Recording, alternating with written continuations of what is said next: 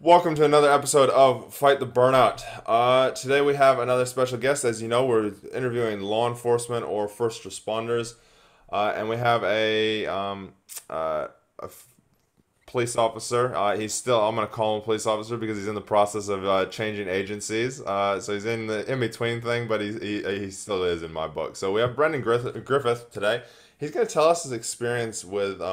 He actually had a cardiac arrest, passed away for 16 and a half minutes, I think it was. Uh, and he's still with us today. And now he helps people, especially officers and that have gone through the same thing. Because as we'll talk about, the statistics of officers and that and first responders that experience a cardiac arrest is actually phenomenal. The numbers he was telling me was crazy before we started recording. So as usual, Brendan, why don't you take it away? Tell us a bit about yourself and yeah, tell us this crazy and amazing story, and thank God you're still here. Yeah, man, I appreciate you having me on. I'm an Arizona native, born and raised.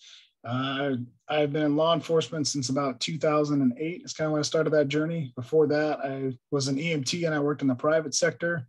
I've been fortunate, man. I've been able to work as a field training officer, defensive tactics instructor, firearms instructor. I've been crisis intervention.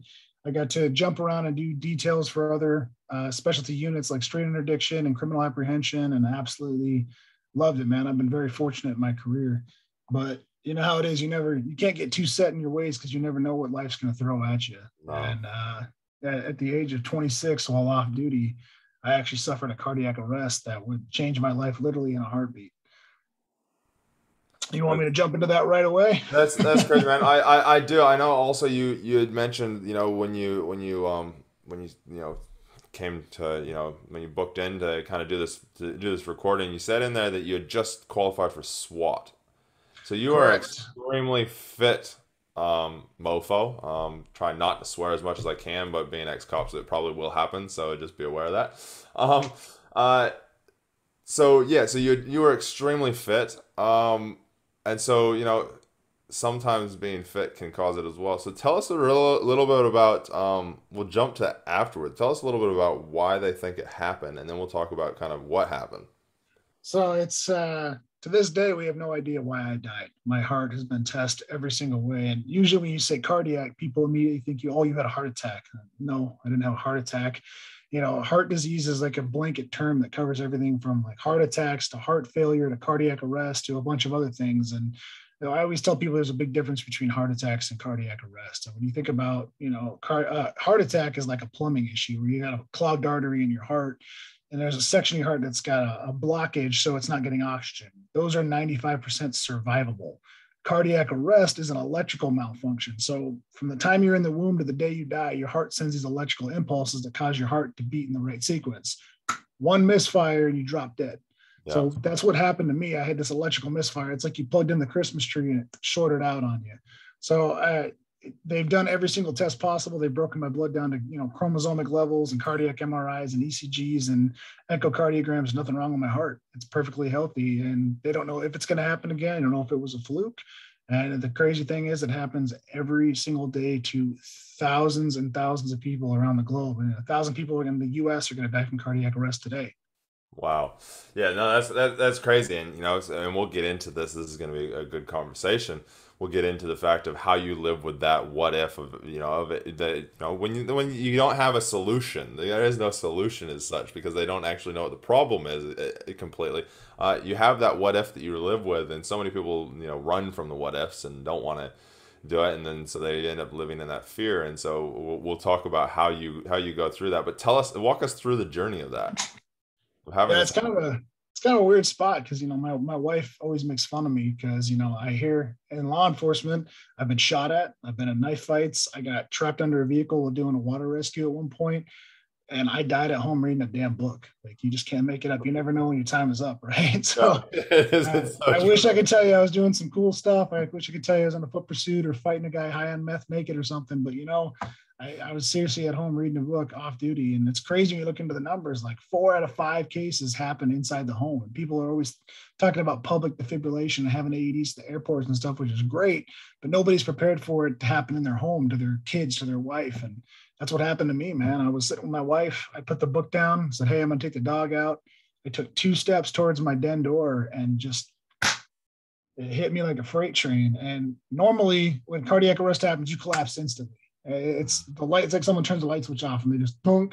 So even though I collapsed in about a second and a half, like I experienced time distortion. Like critical stress incidents make weird stuff happen. Like auditory exclusion, tunnel vision.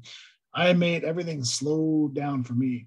So I had this feeling in my chest, like you ever had someone jump out and like scare you, and you have that Yeah. like weird flutter in your chest. Imagine that happening nonstop with this like electrical storm. So I Wow. know something is wrong. I immediately am bearing down, and I'm sitting there trying to figure out what the hell is going on, and I can't breathe, and there's nothing I can do because when you're in cardiac arrest, your blood is not pumping through your body, so your lungs physically cannot expand with oxygen. So I was in agonal breathing, so I was literally in lockjaw. My face is dark purple, and I'm going trying to force myself to breathe. So my wife turns around, sees me, watches me collapse into my bookshelf, and she's already on the phone with 911. She's already got the dispatcher on speaker and drops the phone when I collapse. She goes to brace me. She's tiny. She's 5'3". I'm 6'4". So I literally just topple right over her, put my head right through the wall. And it couldn't be in the drywall either. It had to be right at the corner of the closet where there's this big metal I-beam. So I land on my hands and my knees and I'm looking out into my hallway and I'm starting to get tunnel vision, but it's not like your normal tunnel vision you get on the streets where it's hard to focus on some things. You get that, that Yeah. coffee straw. This is more of a dark, dark purple with this a fluttering. And now the way the doctors explained it to me was gravity was taking blood from my brain and my ocular cavities. So I was literally watching the lights go out on myself. And Wow. here I'm an EMT, I'm a cop, I responded, I've gotten a ton of life saves at this point, and there is absolutely nothing I can do in this moment to save my own ass. So that feeling of helplessness is something I don't wish on anybody. I literally died right there. My wife rolled me on my back. She started doing CPR on me. She worked on me for like 4.5 minutes till the first officer arrived. She did a phenomenal job. I mean, I taught at the University of Arizona. I worked at the CPR University for like providers, and we can't even get ER physicians to think about putting legs up. And my wife put my legs up on the couch in Trendelenburg, so all the oxygenated blood that was in my legs was having gravity force it down to my core. So I mean, she just did amazing. If it wasn't for her, I wouldn't be here, and if I probably would have a lot worse brain damage. But anyway, so she stops working on me, holds the dog back, has to open the front door for the cop. This officer comes in, sees me, sees a fellow officer down, and he does an amazing job, man. He jumped on my chest and did hands-on CPR to the T. I mean, he's getting full rise and fall. He did everything right. At about the 9.5 minute mark, finally fire and EMS right. They dragged my body in the living room. They got more room to work. They dropped the OPA in me. They IO drill me, start pumping me full of epi and all kinds of stuff. They got conductivity back in my heart, and they shocked me multiple times. And I finally was resuscitated around the 16.5 minute mark. And that's when I woke up and started pushing guys off me. My wife said, "Don't leave me." I said, "I won't."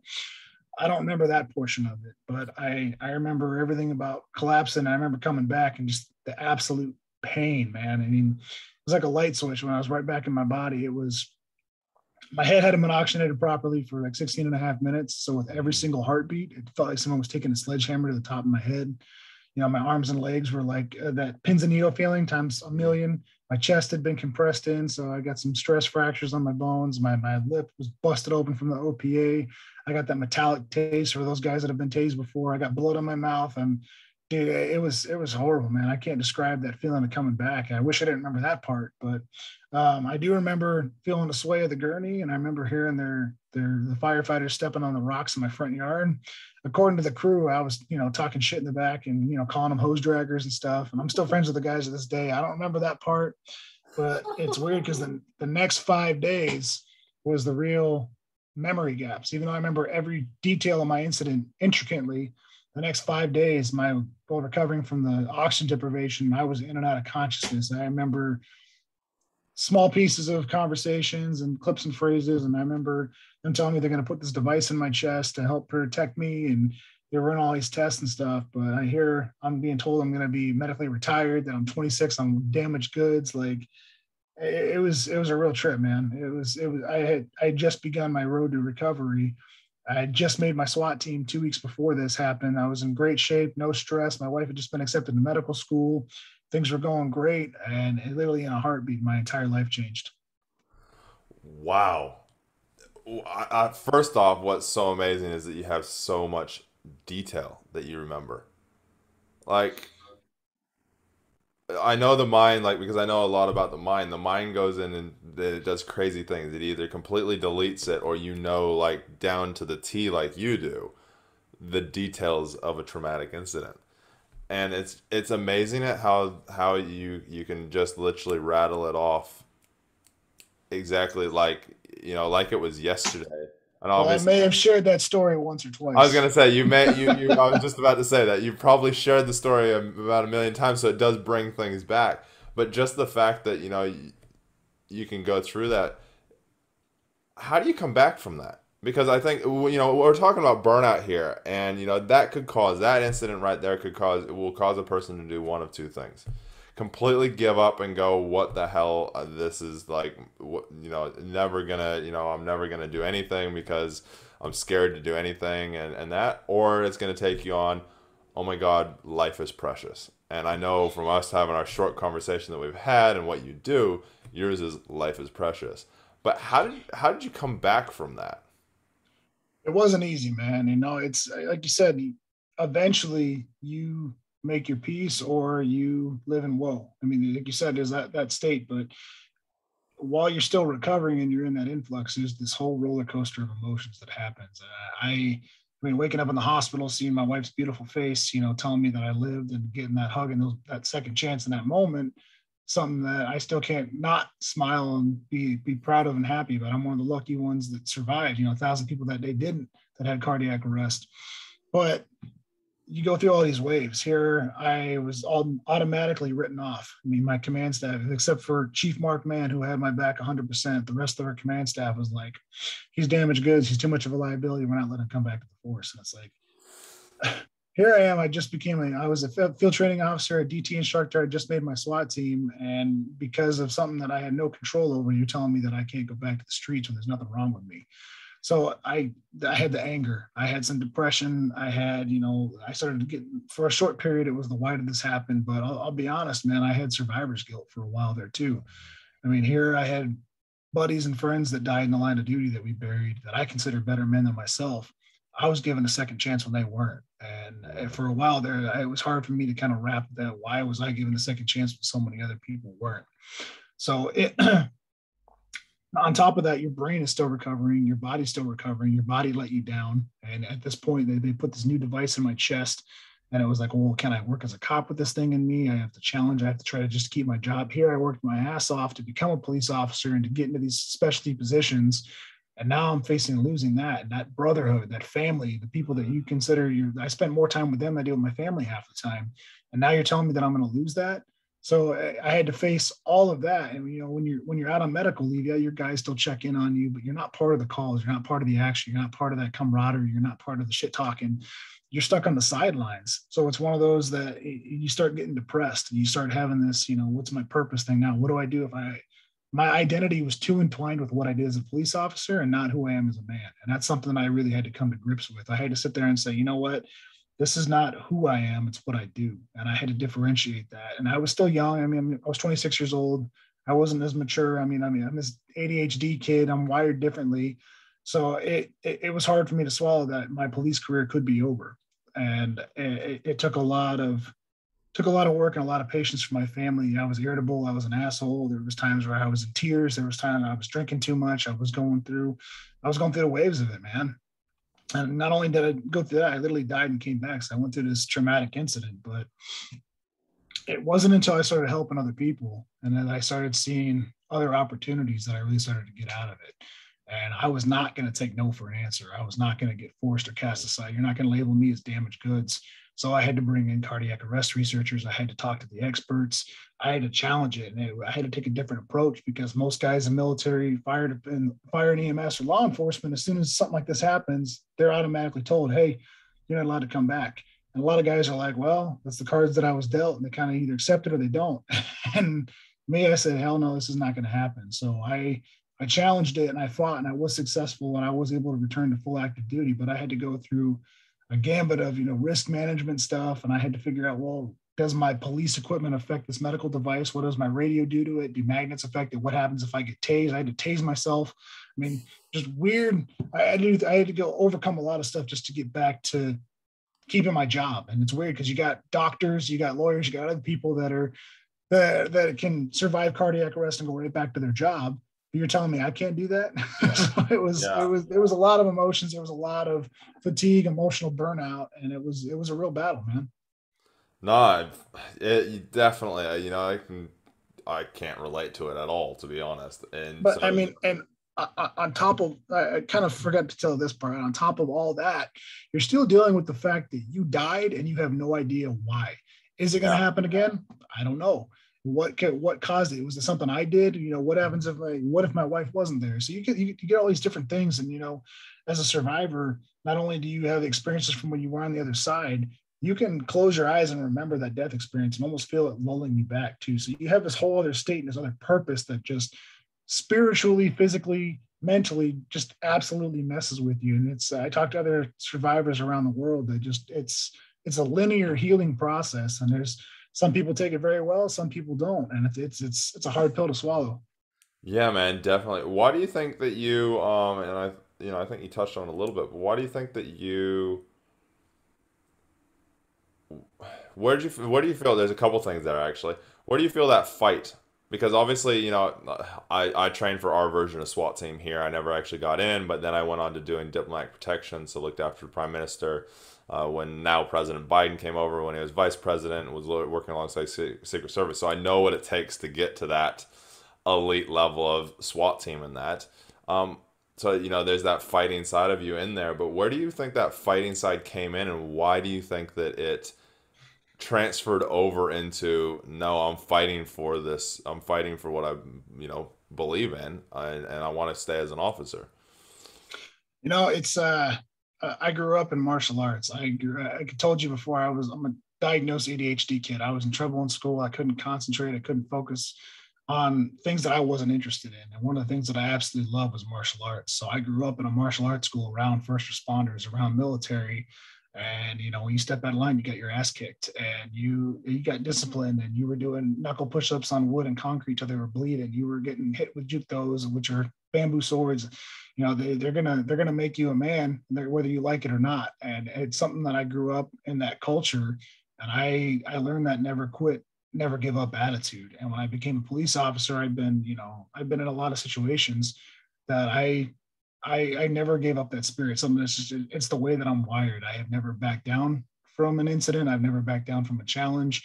And if I don't have a constant challenge, if I don't have things that push me, like this new nonprofit work that I'm doing, if I don't have something that reignites a fire, like being a father or something else to challenge me, I don't know what I do, man. I've always had to have other outlets, whether it be mountain biking or whether it be law enforcement. But there is nothing like that feeling when you get to truly make a difference, man. Because there's so many people that wonder what they do in their life. Does this matter? Oh yeah, I was a good father. I provided for my family.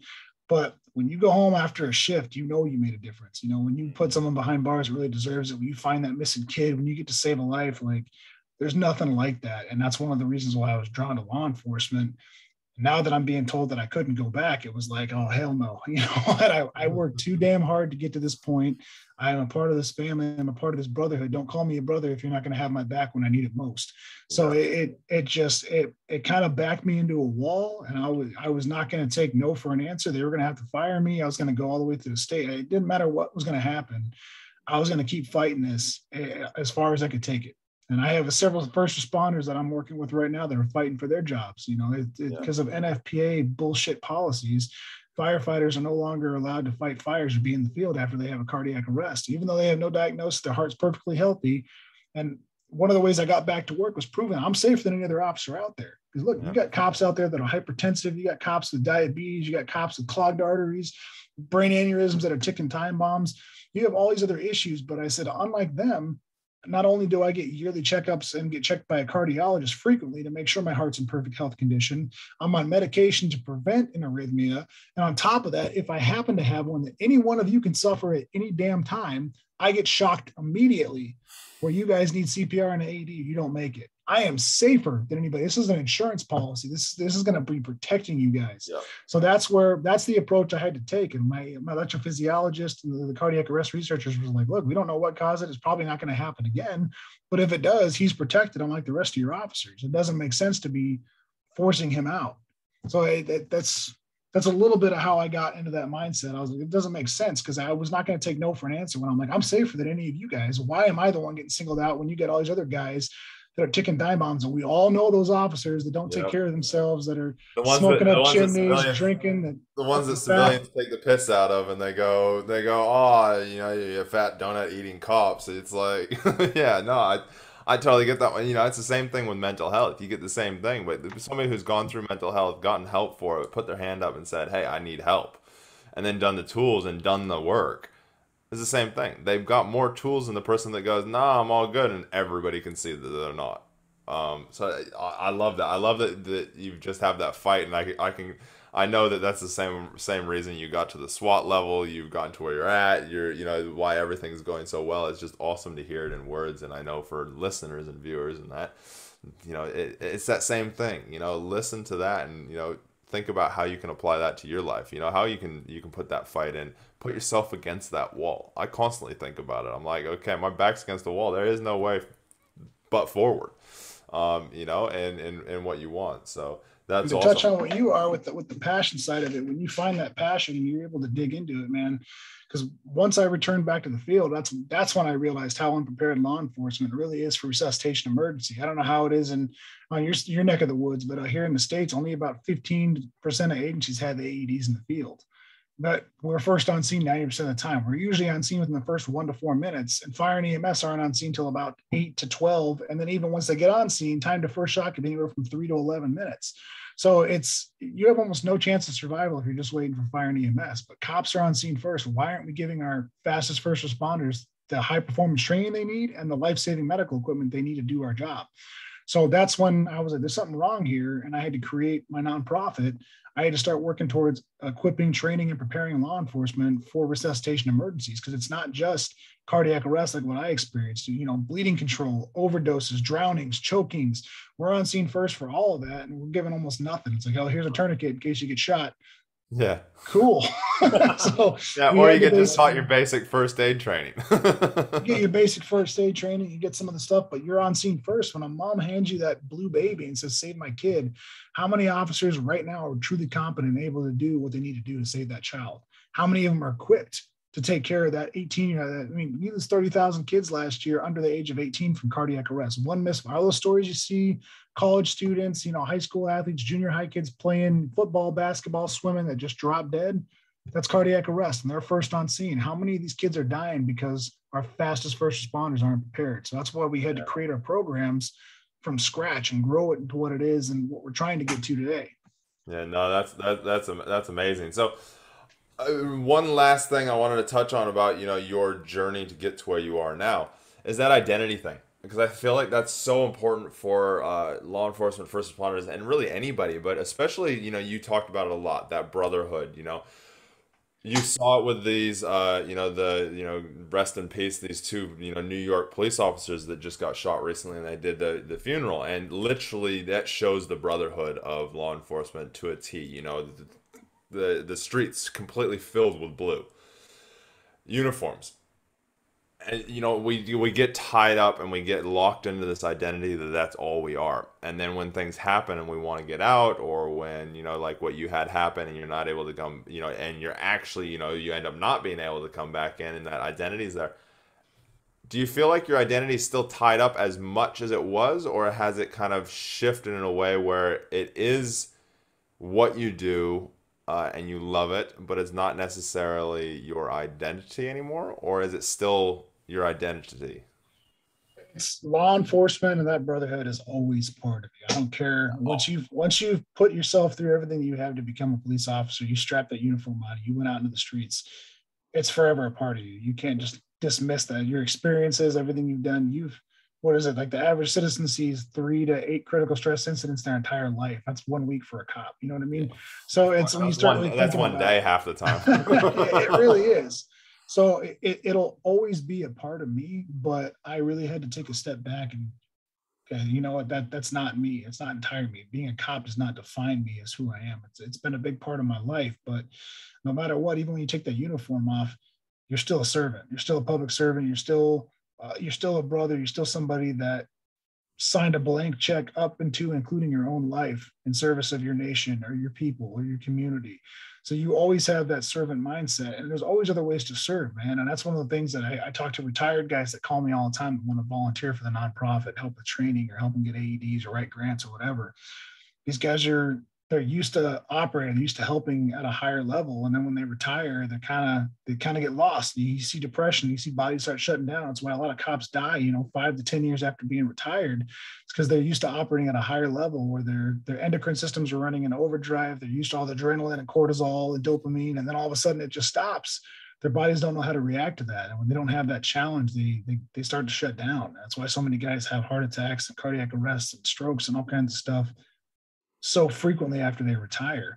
So it's very vital that you find other purpose and other meaning, whether that be in being a parent or volunteering or having a hobby, some other form. You can't let one thing define you as a person. There's something else that gets you fired up each day, whether it be a passion or a hobby or helping others, your children.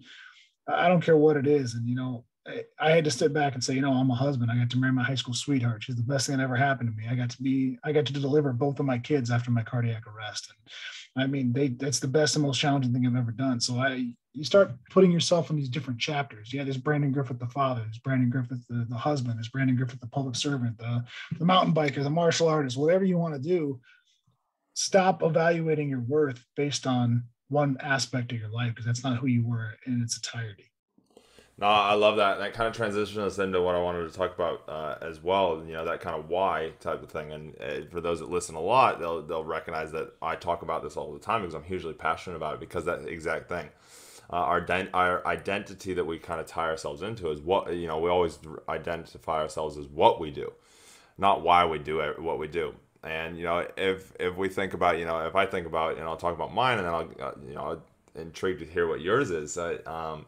But the thing that stems the commonality through all of it, you've done you're doing a lot of different things. It's brought this realization after having this event happen, and I've done the same thing and evaluated on it. And my why is to create less pain. My why statement. So I help people create this statement that they live by, and then what they do is actually served from it. Is I create less pain for myself and others to create the best version of ourselves.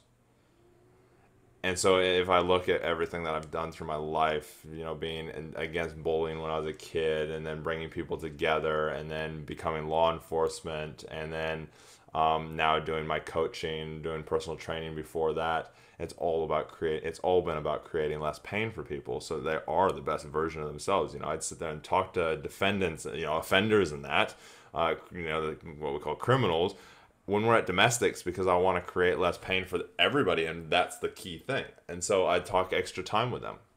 As soon as I lost that in law enforcement, that's when I started to spiral, because I wasn't serving that. Over all the different things that you do, what do you think the common why is of why you do all the whats? It's kind of a loaded question, man. So, I mean, there's a lot of aspects why I do what I've done in my entire life. And it's innate drive in my body to save lives, to help other people, to make a difference. My whole life. The first time I did CPR, I was in high school, and the guy didn't make it. And his 4-year-old daughter, and his wife walked up while I was doing compressions on the guy. Hear him, and I'm working at a hotel, and I got thrust into this, and I never wanted to feel that way again. I wanted to help others. I wanted to earn each day that I was given. And here I was. I decided to become an EMT. I decided to go into private security. I decided to go into law enforcement. I wanted to serve other people. I wanted to make a difference, and helping other people helped me. It helped shape who I am as a person and as a man. But it defines and it changes. It's adaptive, right? So then I become a husband, and I become a father, and that's my driving factor. I want to set the example for my children. I want them to see what it means to work hard, to live a fruitful life. Because if they don't see you leading that example, they're not going to follow suit. You can't do as I say. You have to lead by example. So being able to be an example for my children, I want them to roll up their sleeves and work hard and be passionate about whatever it is they want in life to succeed. But I will tell you that during my incident, in my death, I had an experience, and I had a conversation on the other side where I was told to earn it, and earn my second chance. And throughout my life since that incident, when I do something profound or I do something with purpose, I remember a little bit more of that conversation, and it keeps me up at night because I want to make sure that I'm not failing to do something I'm supposed to do on a higher level. And it's something that, after I delivered my kids, after we started implementing these programs, we started getting lives saved with our training and our AEDs and, the Stop the Bleed programs, all this stuff. Once I started getting those calls, hey man, I just got to save, like that feeling of righteousness and remembering more of that conversation, I strive to earn each day I'm given. And that's why at the end of each day, I'm like, did I earn today? If I'm going to drop dead tomorrow, if my heart's going to give out on me again, was I a good enough husband? Was I a good enough father? Was I a good enough cop? Did I make a difference? Did I help somebody today? Does my family know that I love them? Does did I fulfill a purpose? Did I get to reach somebody? Did I inspire somebody? Whatever it may be, if I did not earn that day, I consider it a failure. And that's kind of the way I live my life and the why of how I do things. No, that's awesome, man. And I coach people on this, so I sit there, and that conversation that you had on the other side, I believe sparked what was already there as well. If you think about when that guy dropped dead, and I can guarantee because of the work that I've done, it actually would be earlier than that even, and that's concreted in again. But that earning every day, seeing somebody drop dead is, can spark that. That feeling of earning as well. And then when you had your incident, oh my God, it's like, and yeah, how does it feel to have something that draws you so hard? It doesn't matter really what you do, but you're always finding you're finding that what to serve that why. There's a dichotomy to it. On one side, yeah, you love it because when you find your purpose, it gives you a whole new meaning in life. When you say, hey, this is one of the reasons why I'm here, to be a good father, to make this difference, to help save lives, whatever your purpose is.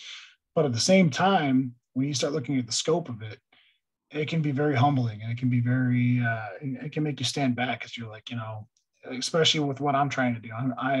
I'm dumb enough to take on the number one cause of death in the world, and thinking that I might be able to make somewhat of a difference and move the needle.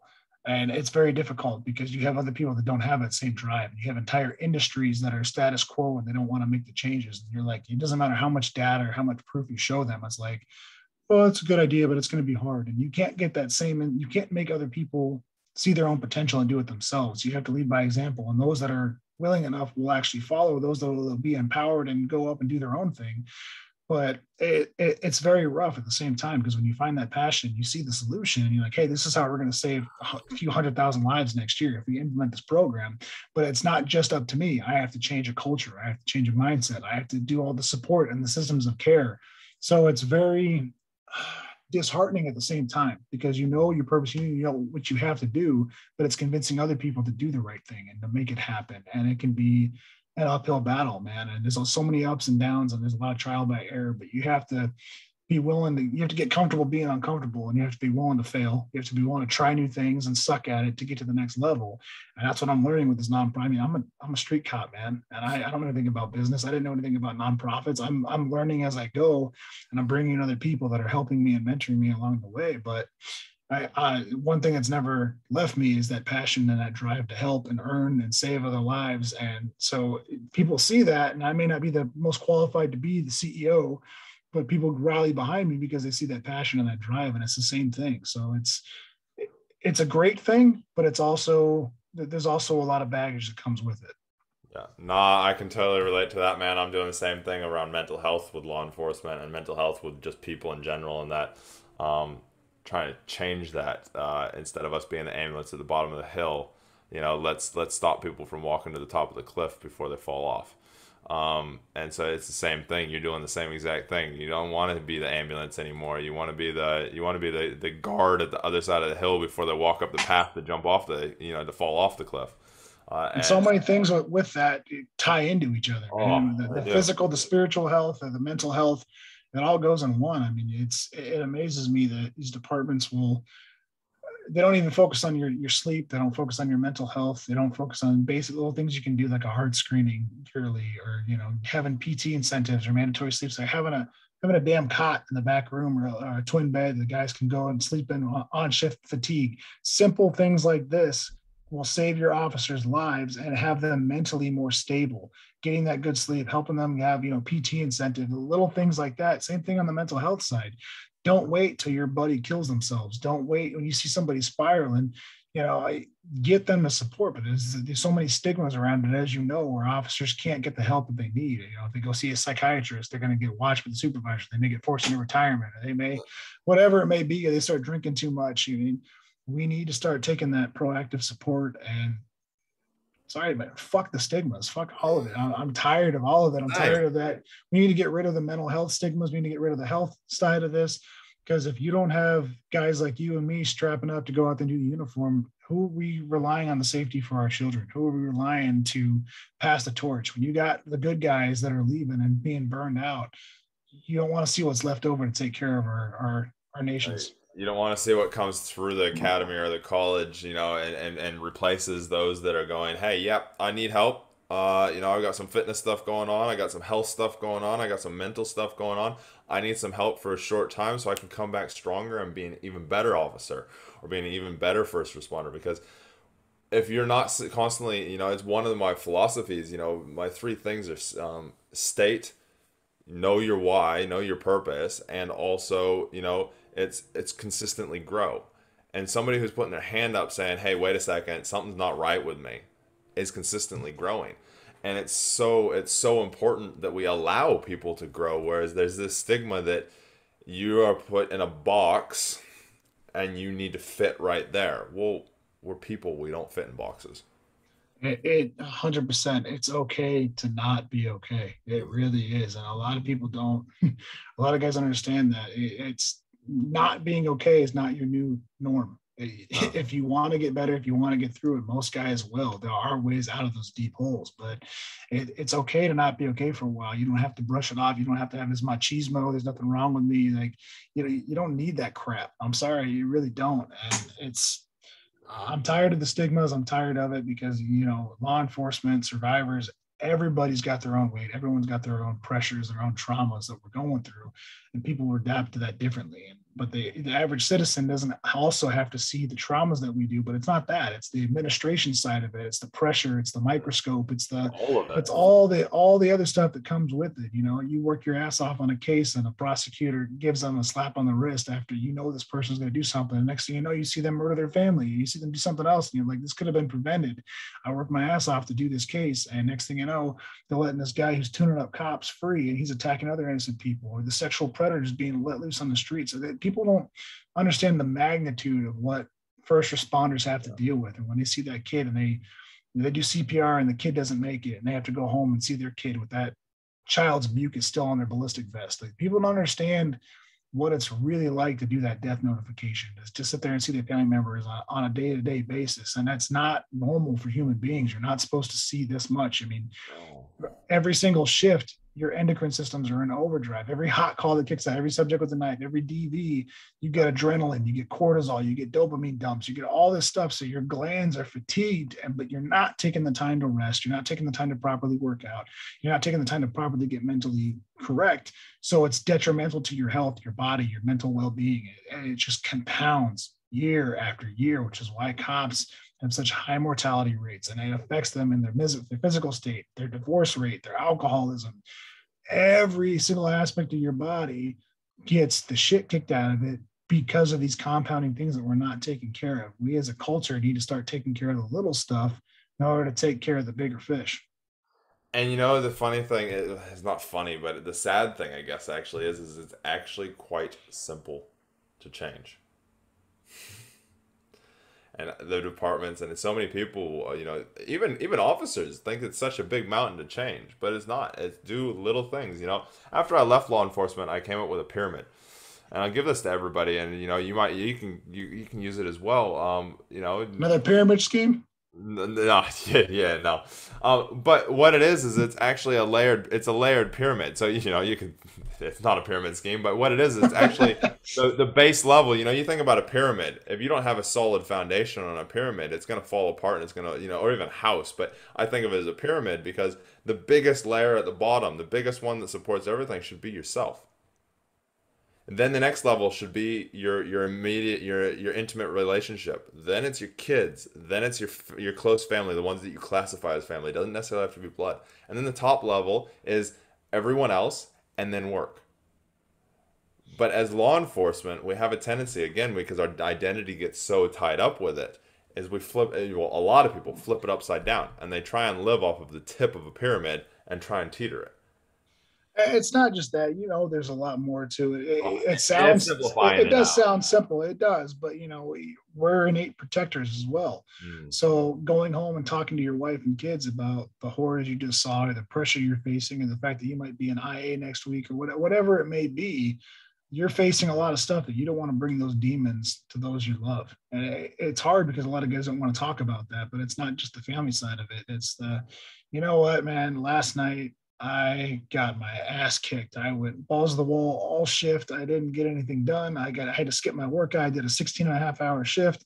By the time I got home, I was beat. I got to go in. So I'm going to skip just today's workout. Oh, but I'm tired from yesterday too. So I'm going to skip another workout. Or, man, you know what? I had this healthy meal packed, but I was late for court running out the door today. So I'm just going to get Taco Bell or whatever it is. So all these different things, from bad diet to having that discipline to force yourself to do things, even when you're on shift, man, dropping and doing push-ups at the police department, or doing some sit-ups. Little tiny steps can make such a big difference in your health and your mental well-being. Talking to a buddy, being like, hey, Sarge, look, I need tomorrow night off. Like, I have not been getting sleep. I had court the other day. I had to go to that training. I feel like crap. You don't want me falling asleep on the street. Instead of trying to BTO up, big tough officer, and slam another rock star, grab another bag of seeds, Yep. go talk to somebody, man. Take a minute. Sarge, I'm gonna fall asleep on shift if I don't leave. Like, And that's take that's down to accountability. that base level, and it's taking care of yourself even during the times, and they amalgamate together, but at the end of the day, you got to look after you, because otherwise, how the hell are you going to turn up as the best officer that you can? And then when you turn up as officer, when you feel like you're not the best one, or you're not doing things for yourself, then you start to sit there and beat yourself up, because you didn't turn up fully, and you're like, why didn't I turn up fully? Why am I not turning up fully for my wife, for my relationship, for my work, for the that last incident that I went to? So it's so important. Tell us a little bit about what you do, Brendan. I want to hear about the nonprofit, and I want listeners to hear about it, because and how they kind of get in touch with you, how they can help support you, all of it. I'd love to, man. So as I stated, after I got back to the field, I realized how unprepared law enforcement was for these resuscitation emergencies. So what started as a side gig where I would talk to other police departments about the need to have AEDs, talk to them about the need for high performance training, they started buying in on it. Like, okay, where do we go from here? I didn't think I'd get this far. So I had to create everything from scratch, because once I got into it, cops are in a really weird spot. We're not protected by the Good Samaritan laws. We are required first responders. But on the other side, we also don't have the same support, close medical direction and protection that the fire and EMS and the protocol that they have. We're smack dab in the middle. So they don't really know what to do with us. So oftentimes these very good natured and good intending nonprofits will buy AEDs or something for a police department, but there's not a support structure for it. So the system fails because they didn't have policies or dispatch protocols. They may not even be getting dispatched to someone who's dying a block away from them because it got labeled as a fire and EMS call. So we had to fix, dispatch protocols, and we had to get policies in place, chain of command. You may have a great champion in this commander or, training lieutenant, but then when he retires, gets fired, goes to another division, the whole program crumbles. Or, hey, we didn't budget to replace pads and batteries. We didn't think about this. How are we going to afford this? Toss it out the door. So all these different things started coming into view. So eventually we ended up creating this company, Griffith Blue Heart, and we started recognizing officers for saves. And it kept growing and growing and growing. And we started helping departments get grants and get drug monies and different funding for their programs, and then helping them optimize and improve their programs. Eventually, I'm like, look, we're already doing what nonprofits do. We're donating time, we're writing grants, we're getting funds for other people. I'm like, why don't we just apply for our nonprofit status? So we did, and we ended up becoming a 501c3 public charity. And now, we do fundraisers and silent auctions, and we do events and trainings, and we raise funds to buy AEDs and tourniquets and, Narcan for overdoses. And we train officers. We created the high performance resuscitation academy for law enforcement, where basically we as law enforcement are very good at training for certain things like shootings and stuff. You got officers that go out there and they train on the range, they work on their marksmanship. We do force on force, we do simulation rounds, we do, building clearing and CQB stuff. We're very good at that. But the reality is, like in the United States last year, we had 1,100 fatal police shootings. 690,000 Americans died from heart disease last year in the US. What are we more likely to come across? We're not taking that same training methodology we do for firearms to other stuff like health and well-being. And we're not taking that. So basically, me and my guys all came from a SWAT background and from firearms and DT side. So we took that same methodology of training and we applied it. So instead of having some 1 to 2 hour refresher every 1 to 3 years, where it's like, okay, here's a PowerPoint, take turns on a mannequin, you're certified. We took that HRT and barricade methodology where we have actors, evaluators, feedback mannequins. We run officers through as realistic scenarios as we possibly can. We put them under stress where they have to work on a fellow officer who collapsed while doing building clearing, or somebody's bleeding out, but the blood loss induces a cardiac arrest. So not only are they doing tourniquets and wound packing, but they have to bust out the AED. They got to run back to their car and get that and start doing CPR. So things that guys don't think about with gear setup and considerations. What's it actually like to put a tourniquet on yourself while you're covered in blood in the dark? Spraying it down and getting them having to open up those packages one-handed, trying to get the rubber bands off and get it on. They've never had to do that before. So we had to take that methodology and create that for our training course. And it's been very successful. We have these officers calling us, telling us, man, I used that. I got a save the other day. And it's so fulfilling when we get that. So our nonprofit is called Griffith Blue Heart, and we are a registered 501c3 public charity. Currently, February is Heart Month, and we're actually running a charity giving campaign where it's called Help Cops Save Lives. And we're asking everybody to just donate $25 to help us run our programs, because we're buying cops AEDs, we're helping them, to run the training programs, we're helping doing recognitions for officer saves, we're doing advocacy and education like this, and we're writing articles, we're doing as much as we can to start moving that needle, because we're tired of waiting on somebody else to do it. And we definitely need support. We need help. If you're interested in our organization, please go to griffithblueheart.com. You can learn all about our services and what we do. I'm also on LinkedIn under Brandon Griffith. If you want to contact me directly, we are more than happy to help you, your police department, the community, in any way that we can to help save lives and make a difference and earn each day. That's awesome, man. That's awesome. We'll put all those links down below, and so that everybody can, have a look at it. They can donate to it. As soon as we're done, doing this recording, I'm gonna go donate to it as well, man. Thank you. And we'll, let's get it out there, guys, because it is so important. When Brennan told me his story before we even got on video or anything, I read his story and we connected on LinkedIn through another fellow officer. It hit home because I know somebody who had that happen. He had a cardiac arrest in the vehicle, almost took out a bus stop of kids. I think I told you about it on LinkedIn, and he was declared dead for 15 minutes as well. And luckily, one of the first on scene that kind of saw the cop car go up into the bank, into the bushes, was a off-duty firefighter. And that's one thing I know you're wrapping up, man, but I got to touch on it, especially to our first responders here. So many family members don't take the time to train and prepare because they go, it's okay, my husband's a firefighter, my wife's a cop, whatever it is. But 77% of these cases happen inside your home. Is your wife, is your husband, is your kids, your roommate prepared right now if you go down? Because police officers, firefighters, military members are all at the much higher risk for cardiovascular disease. Yeah. But how many of you have AEDs in your home? How many of you have got, stop the bleed kits in your vehicles when you're roaming around? Because you are going to be the first ones to roll on that. You need to train your kids, your spouses. You need to prepare your roommates, your family members, grandma, everybody around you, because you're at the higher risk of going down. But on top of that, you don't know what else is going to happen. You don't know if your kid's going to be that 15-year-old that has that electrical malfunction like I did. Be prepared. You don't want to be feeling helpless. You don't want to be waiting on, when is fire going to get here? Hopefully the cop that arrives has an AED. Take that shit seriously. We have guns everywhere we go. We buy all these other stuff that's expensive, the same cost as an AED. Like, prepare yourself as well, because I would rather have it and not need it than the other way around. Yeah, man, totally agree. And so, as I was saying, this hits home for me as well, because it was somebody that I knew. I didn't, I wasn't great friends with him, but I did know him. He was in my station. He was, I saw him every single day. I had chats with him. We worked on alongside of him. So it is very true. And as you said, how prepared is your family? How prepared are you should something happen? It does. It saves lives, and as you said, it's more likely than not actually going to happen. You're going to come across somebody in your life for it, and We yeah. all So, know somebody who's had a heart attack. We all know oh, somebody who's had a cardiac arrest.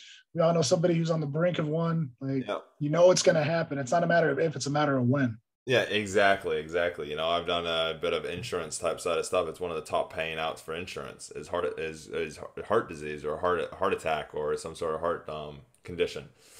So yeah. Uh, so last kind of question I want to ask you there, Brendan, is what would you say is your top tip to self happiness? Heroin. No, I'm just kidding. No, get comfortable being uncomfortable, man. It really is.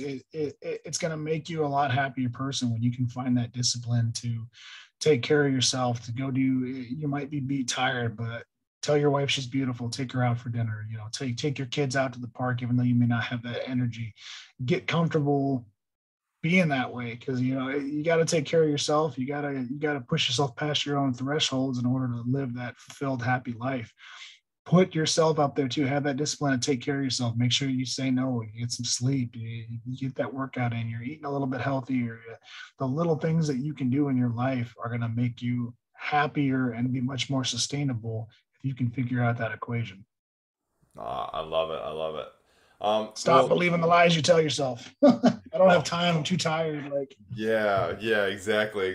No, man, I love it. Well, thanks so much for being here, Brendan. I appreciate it. I appreciate you in general for getting this out there, using your what's happened to you to actually create something different.